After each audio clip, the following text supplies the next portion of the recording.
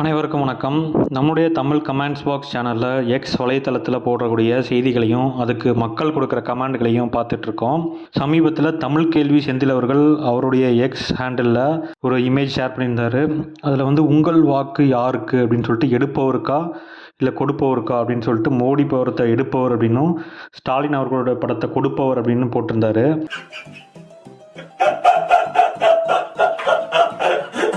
ஒரு லிட்டர் பெட்ரோலுக்கு 40 ரூபாய் கூடுதலாக எடுப்பவர் மோடி, மகளிர் உரிமை தொகை 1000 ரூபாய் கொடுத்தவர் ஸ்டாலின் அப்படின்னு சொல்லியிருக்காரு. ஒரு லிட்டர் டீசலுக்கு 40 ரூபாய் கூடுதலாக எடுப்பவர் மோடி அப்படின்னு சொல்லிட்டு இருக்காரு. அதே மாதிரி மாணவ மாணவியருக்கு மாதம் 1000 ரூபாய் கொடுப்பவர் ஸ்டாலின் அப்படின்னு சொல்லியிருக்காரு. ஒரு சிலிண்டருக்கு 600 ரூபாய் கூடுதலாக எடுப்பவர் மோடி, மகளிருக்கு கட்டணமில்லா பேருந்து கொடுத்தவர் ஸ்டாலின், கார்ப்பரேட் கடனை 25 லட்சம் கோடி தள்ளுபடி செய்தவர் மோடி, பள்ளி குழந்தைகளுக்கு காலை சிற்றுண்டி கொடுப்பவர் ஸ்டாலின் அப்படிங்கிற மாதிரி ஒரு மீனிங்கில் ஒரு இமேஜ் ஷேர் பண்ணியிருந்தார். இதுக்கு மக்கள் மோஸ்ட்லி நெகட்டிவாக தான் கமெண்ட் கொடுத்துருந்தாங்க. அதில் சில கமெண்ட்களை நான் உங்களுக்காக காட்டுறேன். எல்லாரும் வாயில எச்சுதான் ஊறும். எதுக்கு உன்னை காரி துப்புறதுக்கா?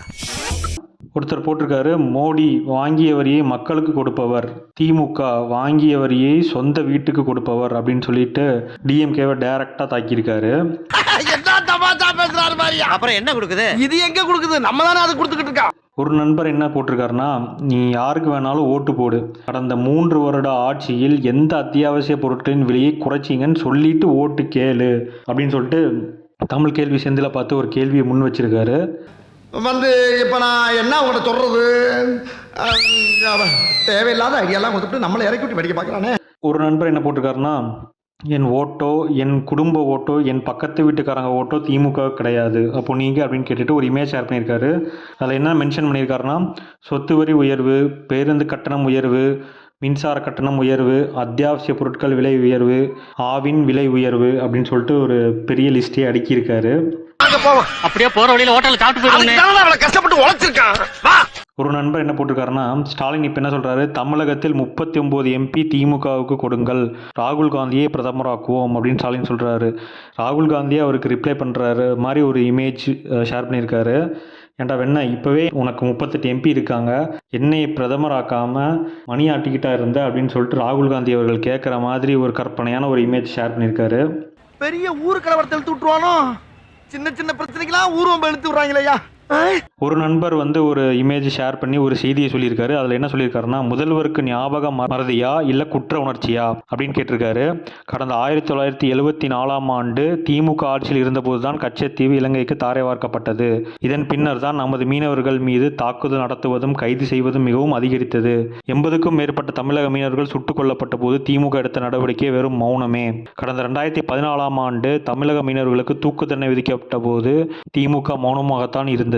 அவர்களை பத்திரமாக மீட்டது நமது பாரத பிரதமர் நரேந்திர மோடி அரசு அப்படின்னு சொல்லியிருக்காரு. 50 ஆண்டுகள் மௌனமாக இருந்து கொண்டு தேர்தல் நேரத்தில் மட்டும் கச்சத்தீவு குறித்து பேசும் திரு ஸ்டாலின் அவர்கள் சுய பரிசோதனை செய்ய வேண்டிய நேரம் இது அப்படின்னு சொல்லிட்டு ஒரு பெரிய கச்சத்தீவை பற்றின ஒரு இஷ்யூவை பற்றி ஒரு பெரிய ஸ்டேட்மெண்ட் கொடுத்துருக்காரு. எடுக்கிறதுக்குள்ள நீங்க எடுத்துறீங்க. என்ன எடுக்கிறதுக்குள்ள எடுத்துறோம்? இல்ல, நீங்க ரொம்ப பாஸ்டா இருக்கீங்க. யோ, பாஸ்டா இருக்கிறதுல என்ன தப்பு? அது நம்மளுக்கு ஒத்து வராதுங்க. ஒரு நண்பர் என்ன போட்டிருக்காருன்னா, my costly vote for BJP only, எனது விலை உயர்ந்த வாக்கு பாஜகவுக்கு மட்டுமே, குடும்ப அரசியலை விரட்டி அடிப்போம், குடும்ப ஆட்சியை துரத்தி அடிப்போம் அப்படின்னு சொல்லிட்டு ஒரு பக்கம் கலைஞர் ஸ்டாலின் அவரோட ஃபேமிலியும், இன்னொரு பக்கம் நேருவோட ஃபேமிலி, இந்திரா காந்தி, ராஜீவ் காந்தி, சோனியா காந்தி எல்லாருமே இருக்கிற மாதிரியான ஒரு இமேஜ் ஷேர் பண்ணியிருக்காரு. அந்த ஆள்கிட்ட என்ன சொன்ன? அவனுக்கு போட்டேன்னு சொன்னேன். ஏன்ட்டு என்ன சொன்ன? அவனுக்கு போட்டேன்னு சொன்னேன். இதுல எதுல உண்மை? ரெண்டும் உண்மை தானே. ஒரு நண்பர் ஒரு இமேஜ் ஷேர் பண்ணி கலாய்ச்சிருக்கிறாரு. இல்லைன்னா எப்போவுமே நான் ராஜா அப்படின்னு ஸ்டாலின் அவர்கள் சொல்கிற மாதிரியும், இதில் மாநிலங்கள் அளவில் நிதி வசூல் நம்பர் 1 1200 கோடி 3 வருஷங்களில், கடன் வாங்கிய மாநிலங்களில் நம்பர் 1 7,78,000 கோடி, போதைப் பொருள் புழக்கத்தில் தமிழகம் பஞ்சாபை முந்தி விரைவில் 1ஆம் இடம் அப்படின்னு சொல்லிட்டு டிஎம்கே கவர்மெண்ட்டை டைரக்டாக தாக்கியிருக்காரு. நம்பர் 1 டுபாகூர்னா என்னடா? கம்பு சுத்தவே தெரியாம நீங்க மாஸ்டர்னு சொல்லிக்கிறது இல்லையா, அதுக்கு பேர் தான் டுபாக்கூர். ஒரு நண்பர் பழைய ஃபோட்டோ ஒன்று ஷேர் பண்ணியிருக்காரு. பேப்பர் கட்டிங்க, திமுக ஆட்சிக்கு வந்தால் தமிழகத்தில் ஒரு சொட்டு மது கூட இருக்காது என உறுதியளிக்கிறேன் அப்படின்னு ஸ்டாலின் அவர்கள் சொன்னதை எடுத்து போட்டு அவருக்கு டைரக்டாக அட்டாக் பண்ணியிருக்காரு. அதாவது வாய்க்கு வந்தபடியெல்லாம் பேசப்படாது, எதா இருந்தாலும் நியாயமா பேசணுமா இல்லையா? ஒரு நண்பர் இப்போ ஒரு விளம்பரம் வந்துட்டு இருக்குது. அதில் தமிழக மக்களே நீங்கள் நலமா அப்படின்னு ஸ்டாலின் கேட்குற மாதிரி ஒரு இதுக்கு செந்தில் பாலாஜியோட ரியாக்ஷன் என்ன அப்படிங்கிறத ஒரு இமேஜாக போட்டிருக்காரு. இது நல்லா இல்லடா, செவனேன்னு போய்க்கு கூப்பிட்டு ஒரு பயங்கரமான சப்ஜெக்ட் சொல்லி உரண்டு இருக்கிறது நல்லா இல்ல. சும்மா வளவள பேசியிருக்கானே. சரி, தமிழ் கேள்வி செந்தில் அவர்களுடைய இந்த போஸ்ட் பற்றியும் இதுக்கு நீங்கள் என்ன நினைக்கிறீங்க அப்படிங்கிறத கமெண்ட் பண்ணுங்கள்.